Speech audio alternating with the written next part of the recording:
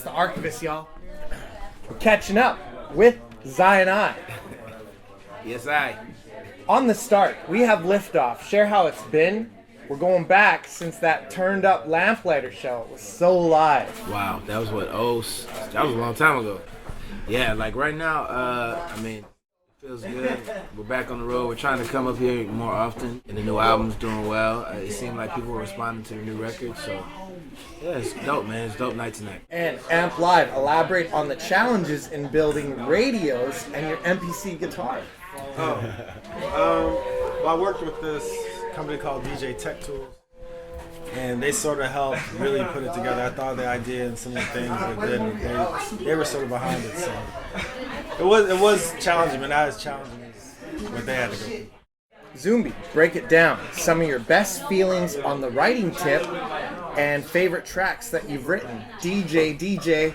Okay, well, is it my favorite or yours? Just elaborating. My word.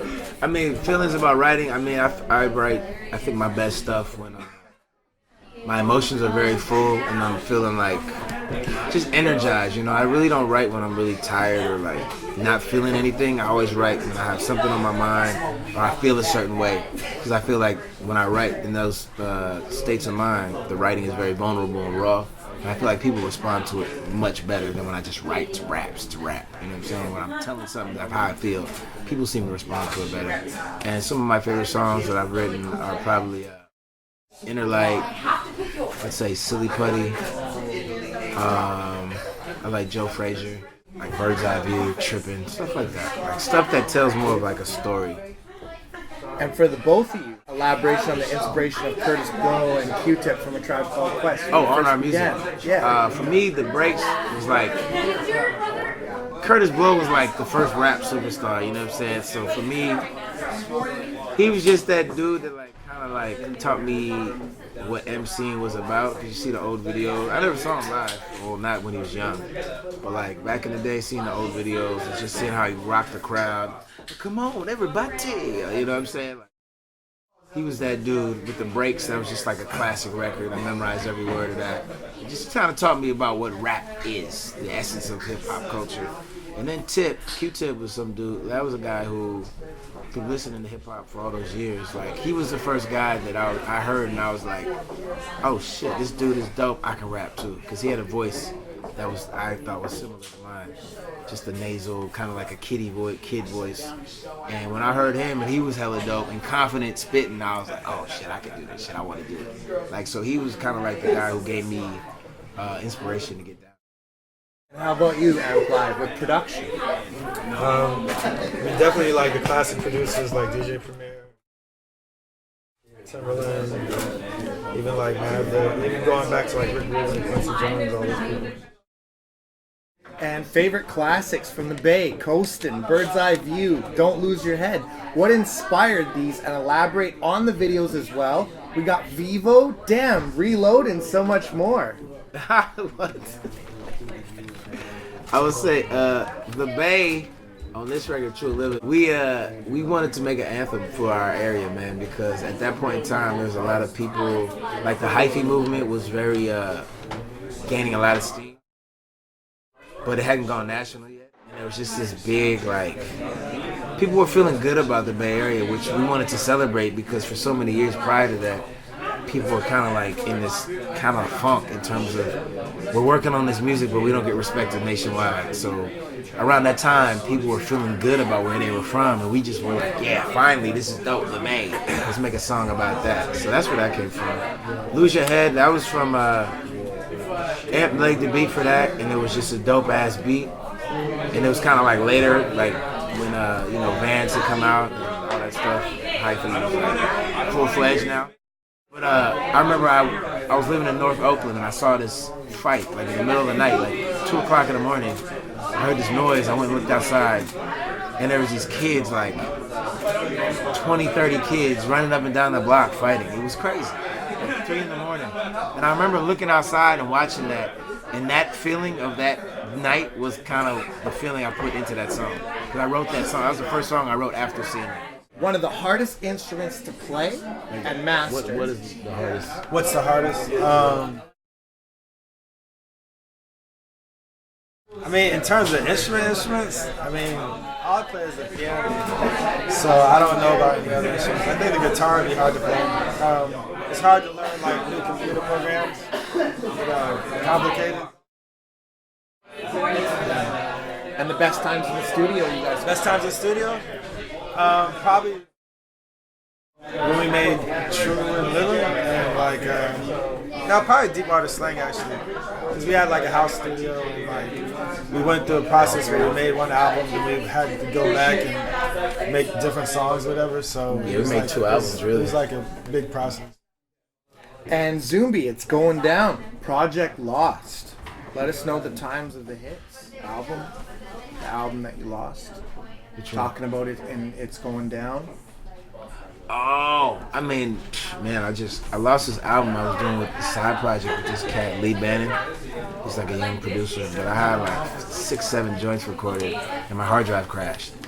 And it was just like, fuck, that sucks. And then I lost hella beats that I hadn't written to, and I also lost a lot of video footage from our stuff from like back in the day, like 10, 15 I just years went ago. through it. It sucks, man. 3 hard drives. Yeah. I'm lucky I had a couple, like I probably had like 60% of it backed up, but I definitely lost some good shit, and I lost some good songs that like, I tried to recreate and I couldn't find the lyrics and it just didn't feel the same. So, you know, it's just one of those things doing music with the digital age. You take it and roll, or like you just back up everything you do. There's a lesson learned. You know what I'm saying? And Amp Live, some of your best music that you've ever made, and do you collect anything else? We'd love to know. What's some of the best music I ever made? I don't know actually. That's a hard question because I think like on every album there's like a favorite song. So I try to just get one in every single time you do like a project. What else do I collect? Checks. No. Yeah. I don't. You know what? That's a good question. Just records basically. Remote control helicopters. I got a bunch of those.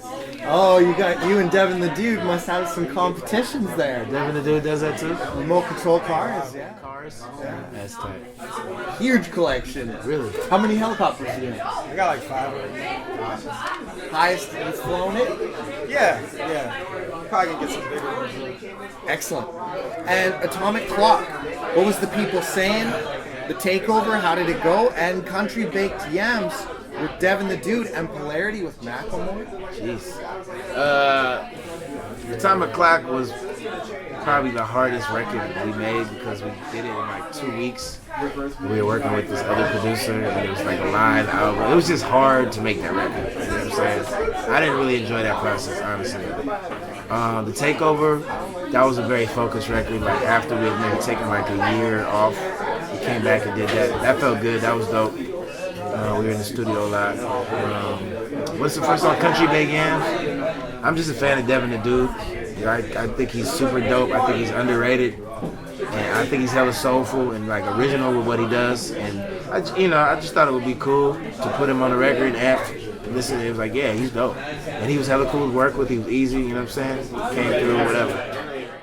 And then Macklemore, when we did Polarity, we had just went on tour with him. With him and the Grouch. So it was Grouch and Zion and the Grouch, and then he was opening for us. Might have things have changed. You know what I'm saying? But he was a real cool dude, and we just wanted to get him on the track. And many projects, Zumbi, The Burners, Amp Live, Kaleidoscope, You're Not Human, Therapy at 3, One Dark Eskimo remixes, working around the clock. Yeah, you have to. Yeah, it's a must. And Shadowboxing, How's It Gone? Reload, Buckham with Tracks a Million. That's my track right there. And Heroes in the Healing in the Nation, let us know. Yeah. I mean, Shadowboxing has done very well. Reload, we shot that video with Mike Sato at this like drifting event. It's my first time going to a drift event. That was dope. Because they let me ride in the car, and that was just like pure adrenaline, crazy. I'd never been in like, I don't know, they hit that, they smash the gas, and like you see these walls coming up, and like, oh shit, then it's just like super intense, man. It was fun to it was fun and dope to like experience something brand new through music once again. You know what I'm saying? Like music always brings something new into my life. So I'm thankful for that. And shadowboxing for you, Amp Life? Yeah, it was a fun album. It's fun to have like other producers and see what they came up with. And openings, Run DMC, Rakim, De La Soul, some of the best festivals you've played and the best tour and largest crowd you've ever played. Best festivals, I'll say like Rock the Bells, Hip Hop Camp, Outside Lands, Coachella. Those were all like really big. Biggest crowd I think we've done is either Hip Hop Camp or one time we opened up for Dave Chappelle. It was like 20,000 people. Hip Hop Camp was maybe like 15, 20,000. And Human Being, it's going down, the drill, finger paint, and the vids. Let us know. All the new videos that you guys have. Oh wow, we got, I can't even think about all the new, the videos on the new album are, we got We Don't, featuring Grouch and Eli. Then we got Shadowboxing, which is like a kung fu video. Then we got Reload, which is like a drifting video. And for each of you, your best hip-hop memory you've been part of or contributed to? Best hip hop ever, I guess, is when we did the Rakim show. We were freestyling on stage. For me, that was one of them, but I'll say another one. I remember we were young, we were in college, and I went with the other guys in my group to see the Far Side, like around in like '93. And I remember he was doing Pack the Pipe, and that was like my jam off that album. And everybody was smoking weed, and the crowd was rocking. And I remember we were so high, and I looked back at the crowd, and everybody was like going at the same time. And I was like, oh, like, it just felt crazy because I was like, this shit gets people on the same exact wavelength. Like it brings people really together, like not even just emotionally, but like physically, spiritually. It was just a moment like I will never forget about hip hop. And for you, Zumbi, have any other hobbies? Tai Chi, Bagua, like Wushu, like Kung Fu. I write, working on screenplays and stuff like that. And I'm a dad. It's not really a hobby, that's a full-time job. But that's one of the main things I do. And for each of you, you guys have any shouts? Yeah. Shout out to Van City. Big up! ZionICrew.com, Facebook.com/ZionICrew.